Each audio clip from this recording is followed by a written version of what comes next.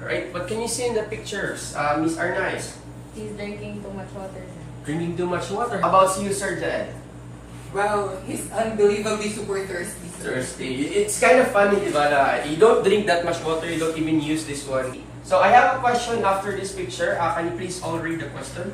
You know that drinking too much water might kill you. Alright, what's your answer? Sir Atwell?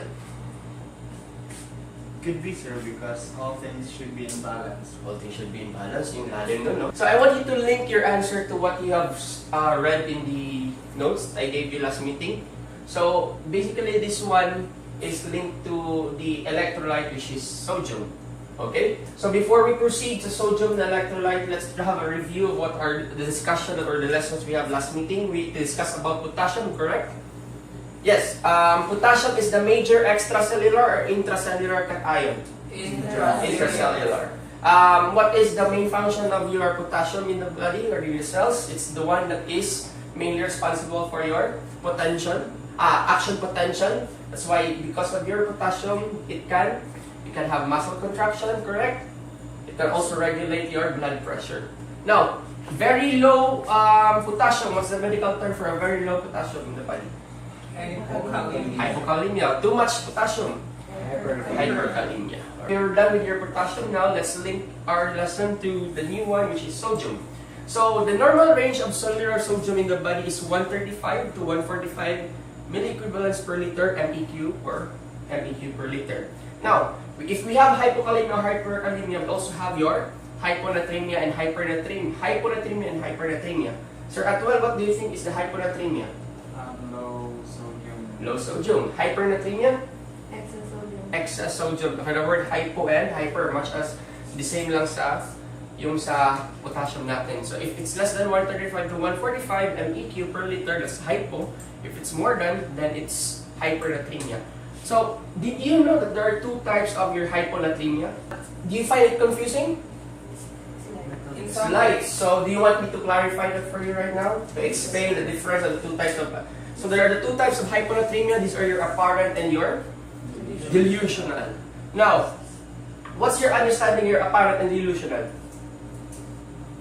Confusing? So, do you want me to explain it to you right now?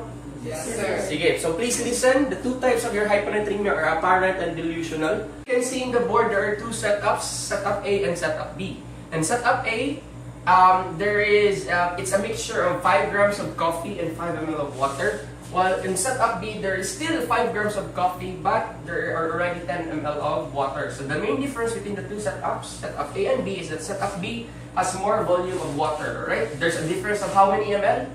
5 ml. So your setup B has 5 ml more volume of water compared to setup A. So what will be the outcome the outcome if we're going to mix these volume of water and the grams of coffee? For setup A, it will be of course lesser ml or lesser what you call this one, liquid. On setup B, it's more liquid. But if you can see the color, which is more diluted, setup A or setup B? Setup B, sir. Setup B is more diluted. Therefore, but my question is, which do you think between the two setups is more hyponatremic? Setup B. Now, that is correct. So if you want, I want you to understand that your delusional hyponatremia is different from your apparent hyponatremia. When we talk about apparent hyponatremia, it is the true loss of your sodium. Now, in this case, both sodium or both grams of coffee represented for example, for sodium is equal. But we can see that setup B is hyponatremic over setup A, even though they have equal amount of coffee. Is it because the basis for delusional hyponatremia is not the amount of sodium, but this is because of the amount or the volume of water. So too much water will dilute mainly more of your sodium, that will make it a delusional. That's why it's called delusional hyponatremia. And very, very less water or very low volume of water will have what? Hypernatremia, because the water that dilutes your sodium is very, very low. Therefore, your sodium concentration will also increase. So it's hypernatremic. Now, do you know the difference between your hyponatremia and hypernatremia? Yes, sir. Do you know the difference between the two types of hyponatremia, which are your apparent and delusional?